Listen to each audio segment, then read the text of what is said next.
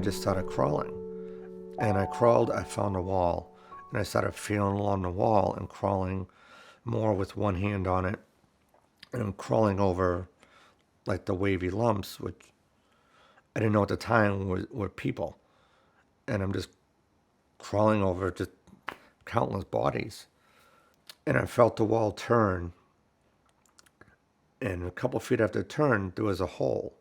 And I pulled myself up into the hole, dove into it. I didn't even know where it went. I was hoping it was a window. When I got out, I could see some light to my left and a lot of flashing lights. I could hear sirens. I started crawling and I looked behind me and there's a wall of flames. And two firefighters came running over. They grabbed me. They threw me down the snow. And they started putting snow on my back, snow on top of my head. All I remember is him telling me, stay with me, keep talking, keep breathing. Next thing I know, I'm waking up and I'm in the hospital. I started getting real antsy. I'm like, I need a phone. So I need to call my fiance. She needs to know I'm awake. I'm not realizing my hands are like pinned behind me. And I couldn't use them. And it wasn't until my parents walked in and they were dressed up. And I looked at them like,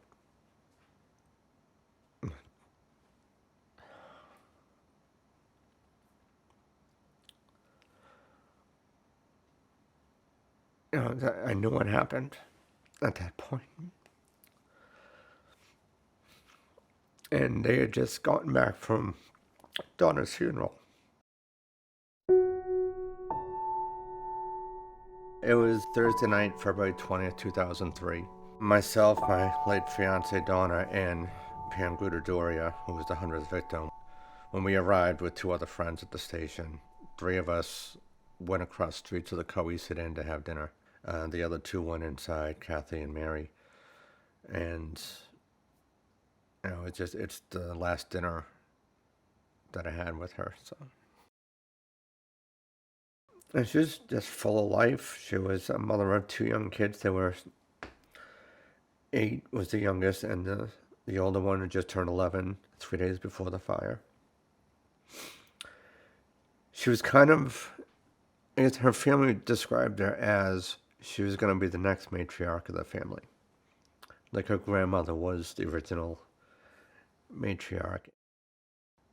Donna wanted to go because it was her chance to have 3 of her closest friends with her so she can tell them that we just got engaged.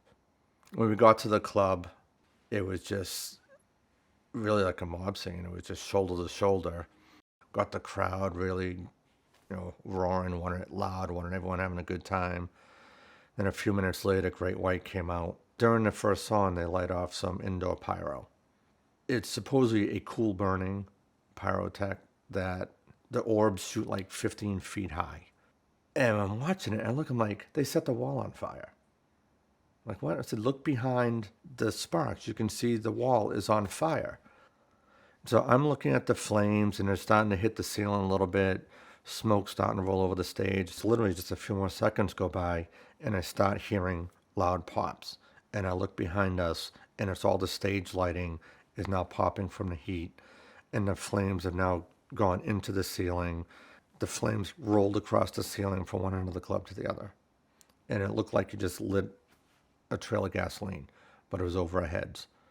And when that happened, everyone just went down. The heat was so intense. People started screaming. All the lights went out. You couldn't see a thing but flames. So I told Donna, we're going out that door. We need to get out of here. However I do it, I'm going to get you there. And when I picked her up, you could feel the heat was so intense coming off that ceiling. I could feel the side of my head. It just felt like it was melting. It literally was. So I told her, cover your face. I put my hands on top of her head. I said, I'm going to get you through the crowd. We're getting to that door. Didn't even know where the door was behind us anymore. It was just a wall of flames. So I'm going to count to 3, and I'm going to push you through and just keep going. And I remember being on the ground, on the floor, was people on top of me, and it was a fight for your life. And you punch and push and whatever you had to do to get whatever this is or whoever it is off of me. And they're burning, and I could just feel the flames on them. And I got them off of me, went to get up, and it felt like I got hit in the face with a bat. And it was just the thickest, blackest smoke pushed right down to the floor. And that was as intense, if not more, as the heat from the flames rolling over. The taste of it, just everything, you could feel everything inside of you just shriveling. I'm just laying there like, oh my God, this is it. This is how I'm gonna die. But I could see a sneaker, and I'm like, that's Donna's foot. And I started pulling on her sneaker. So I'm pulling like, follow me, follow me. Not even knowing the condition she was in. And I just started crawling.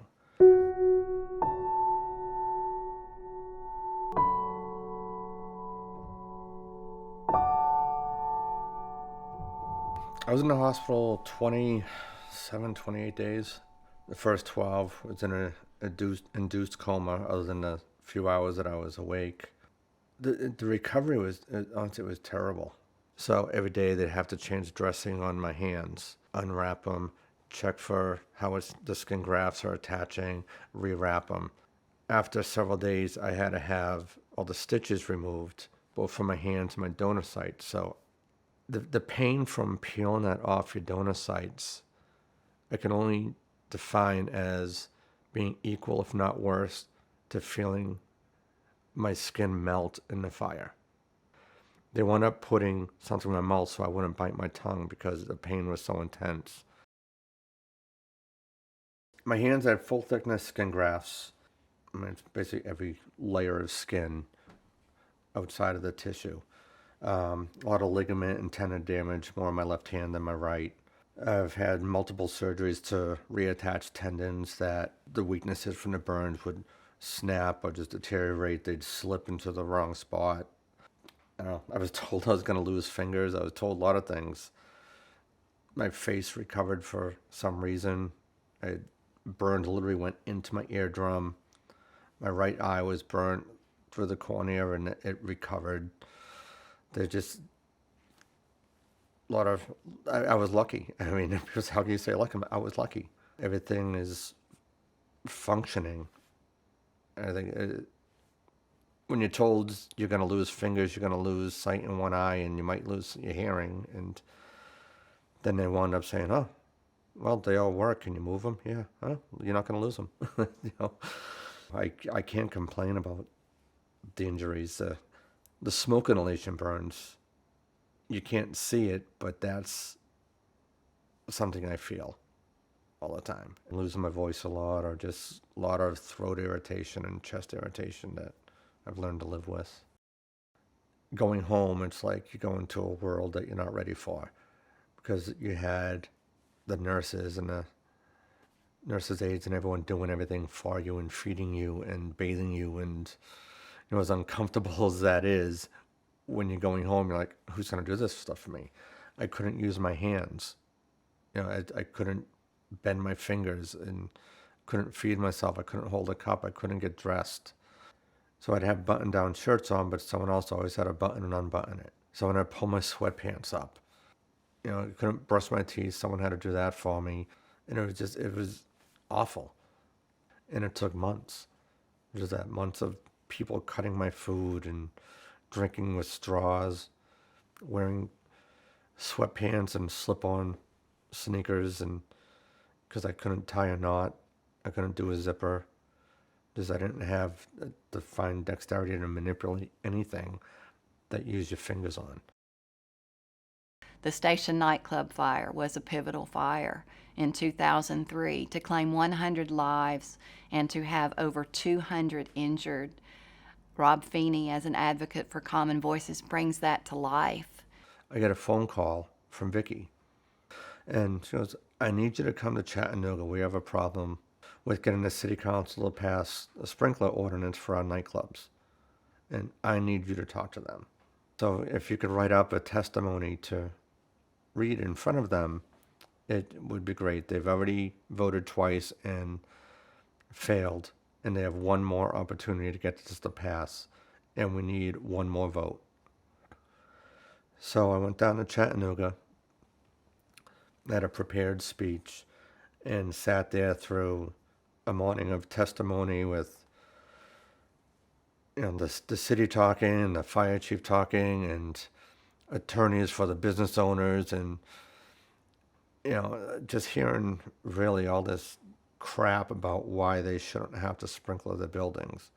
And even hearing a city council person, he might have even been the chair at the time, talk about this is a Rhode Island problem, it's not a Tennessee problem, and not a Chattanooga problem, as if fires don't happen down here. So I went up there and they told me, they said, you have 3 minutes to speak. And it literally just came out of me like, well, that's ironic because in 3 minutes, 96 of the 100 people died in the station fire.